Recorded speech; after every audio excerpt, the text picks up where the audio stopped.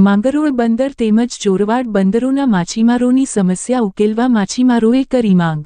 મોટી સંખ્યામાં માછીમારો દ્વારા ફિશરીજ ઓફિસ ખાતે કરી લેખિત રજૂઆત।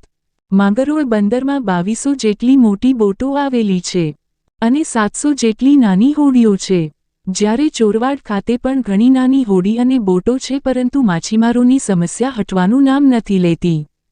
એક તરફ સરકાર માછીમારોને કરોડોના પેકેજો ફાળવવાની મોટી મોટી વાતો કરે છે, પરંતુ માછીમારોને કોઈ જ સહાય મેળવવા ધરમના ધક્કા ખાવા પડે છે અને કામો થતા નથી।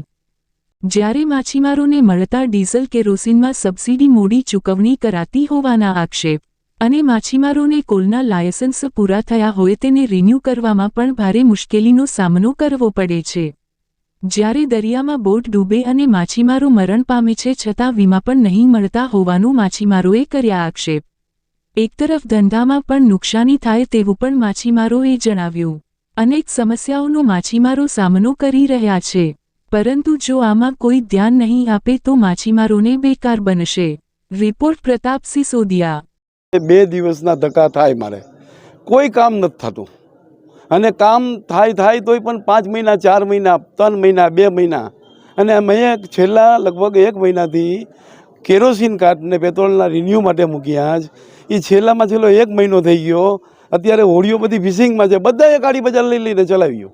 હવે એના ઘરમાં પૈસા કેમ છે તો એને જ ખબર છે, માછીને જ કે એની હાલત શું છે। એ અમારા કામ પહેલાં થાય, બસ એ જોઈએ ને, 1-2 દિવસમાં અમને કામ મળી જવા જોઈએ। આ મહિના દિવસની રાહ કોઈ જોવાની જરૂર નથી।